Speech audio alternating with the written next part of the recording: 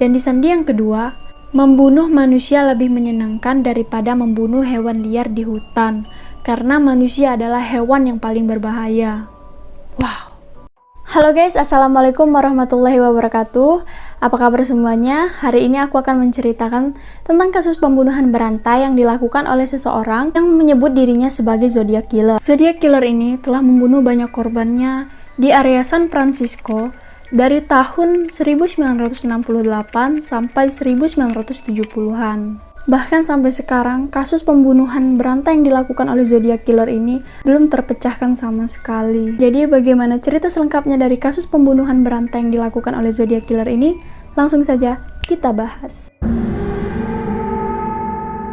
Pada tanggal 20 Desember 1968, di Vallejo, California, Amerika Serikat, tepatnya di Lake Herman Road, Zodiac Killer telah membunuh 2 orang sekaligus sebagai korban pertamanya, yaitu 2 murid SMA yang bernama David Faraday yang masih berusia 17 tahun dan Betty Lou Jensen yang berusia 16 tahun. Diketahui sebelum terjadinya pembunuhan itu, David Faraday dan Betty Lou Jensen ini sudah meminta izin kepada orang tua mereka untuk berkencan pada malam itu dan berjanji untuk pulang pada jam 11 malam. Setelah David dan Betty mendapatkan izin dari orang tua, mereka mampir dulu ke rumah temannya dan makan malam di restoran. Setelah mereka selesai makan malam, mereka memutuskan untuk datang ke Lake Herman Road dan berhenti di sebuah area sepi yang dikenal sebagai Lover's Lane. Lover's Lane ini memang terkenal tempat orang-orang pacaran yang sering datang. Hingga pada jam 11 malam, ada warga sekitar yang sedang mengendarai mobilnya melihat 2 orang yang sudah tergeletak di jalan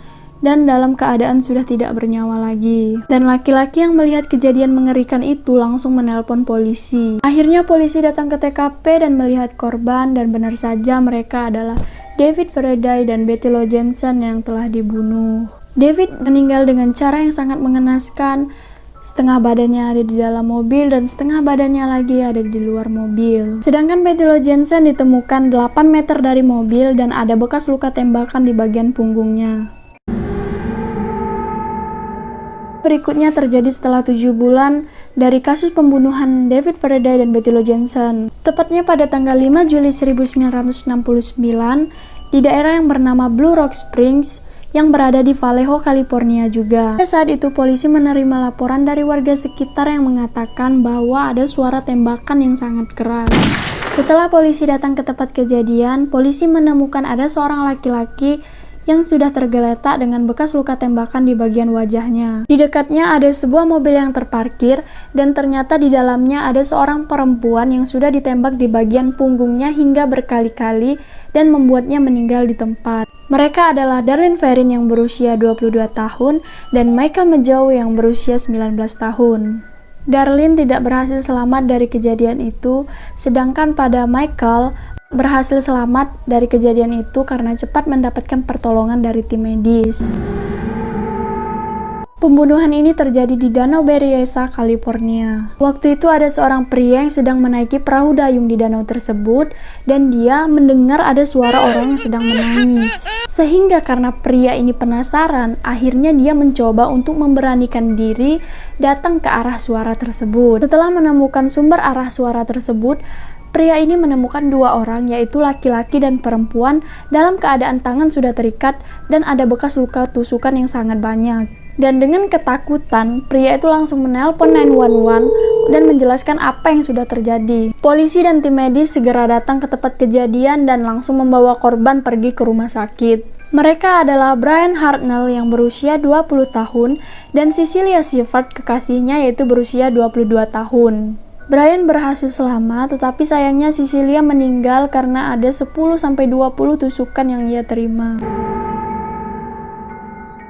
Kita masuk ke teori pembunuhannya.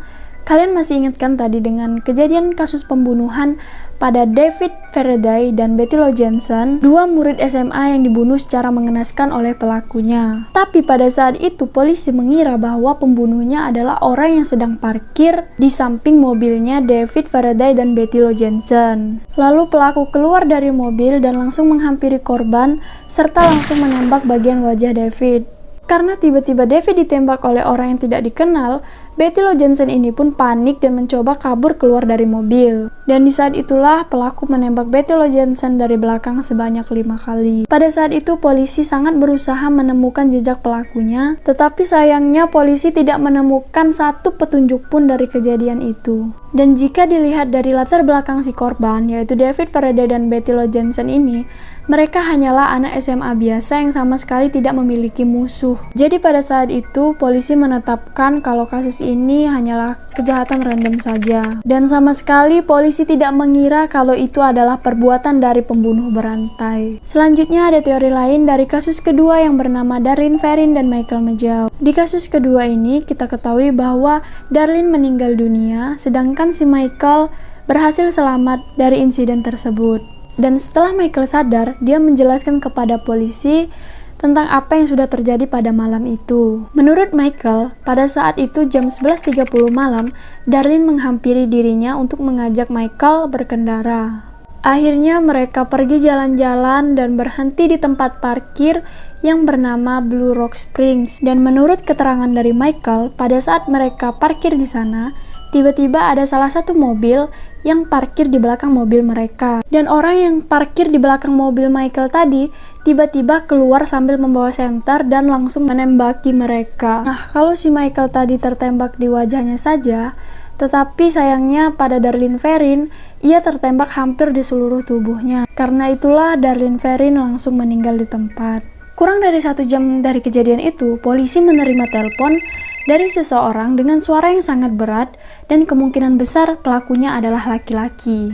Pelaku mengatakan kepada polisi bahwa ialah yang bertanggung jawab atas penyerangan dari Darlene dan Michael. Dan dia mengatakan bahwa dirinya lah yang pembunuh dari 2 remaja pada Natal tahun lalu di Lake Herman Road. Setelah pelaku menelpon polisi, polisi langsung melacak panggilan telepon tersebut yang ternyata berasal dari telepon umum yang tidak jauh dari kantor polisi tersebut. Kemudian ada teori ketiga yang berasal dari Brian Hartnell dan Cecilia Shepard di Danau Berryessa tadi. Brian yang berhasil selamat pada insiden itu menceritakan secara detail kepada polisi tentang apa yang sudah terjadi pada dirinya dan Cecilia. Jadi kata Brian, dia dan Cecilia sedang melakukan piknik di pinggir danau. Baru sebentar mereka menikmati hari di tepi danau, Cecilia melihat laki-laki yang sedang memperhatikan mereka terus dari kejauhan. Dan dia pun menceritakan hal itu kepada Brian. Nah, karena pada saat itu Brian tidak memikirkan hal yang aneh-aneh, jadi dia hanya mencoba untuk menenangkan Cecilia agar tidak panik. Tetapi laki-laki yang memperhatikan mereka dari tadi berjalan pelan-pelan mendekati Cecilia dan Brian. Cecilia pun panik dan ingin mencoba kabur dari tempat itu, tapi sayangnya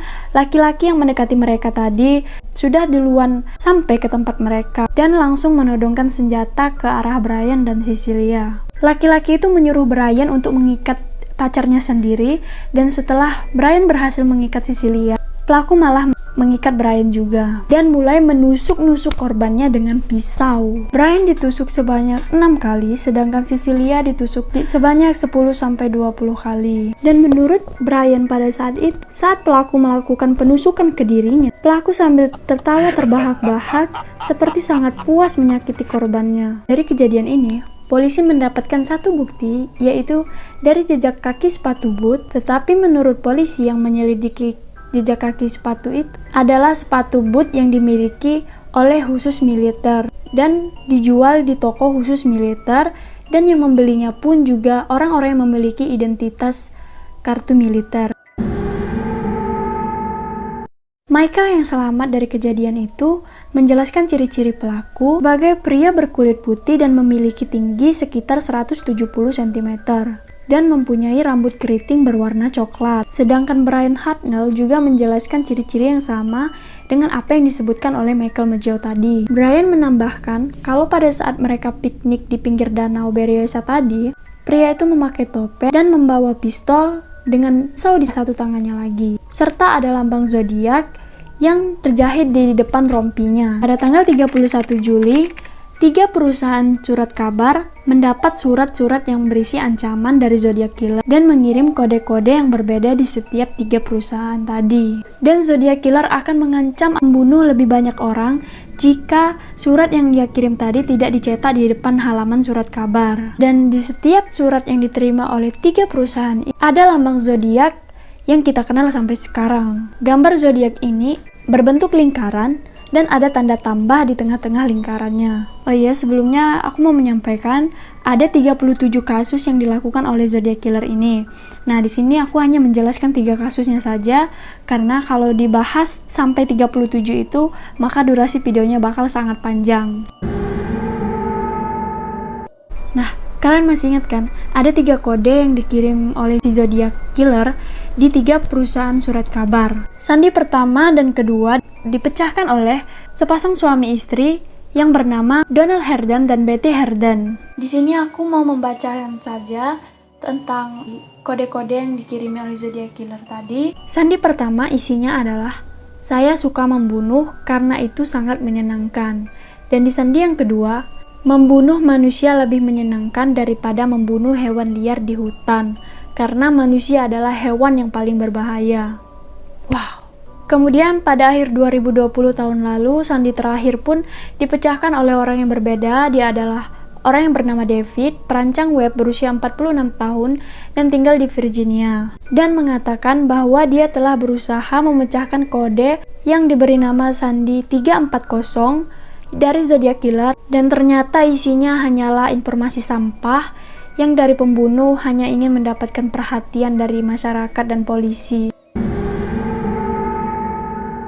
Dan inilah orang-orang yang pernah diduga sebagai zodiac killer yang asli. Yang pertama ada Jack Torrance yang dilaporkan oleh anak tirinya sendiri yang bernama Dennis pada tahun 2007. Yang kedua ada Irfan Bass Jr. yang dilaporkan oleh anak kandungnya sendiri. Selanjutnya ada Lawrence Kennel, Bruce Davis, Ross Sullivan, dan Arthur Lake Allen. Dan dari beberapa nama yang aku sebutkan tadi, polisi tidak menemukan bukti yang sesuai untuk menemukan zodiac killer yang asli. Dan sampai sekarang masih menjadi misteri karena tidak ada satupun orang yang mengetahui siapa zodiac killer ini sebenarnya.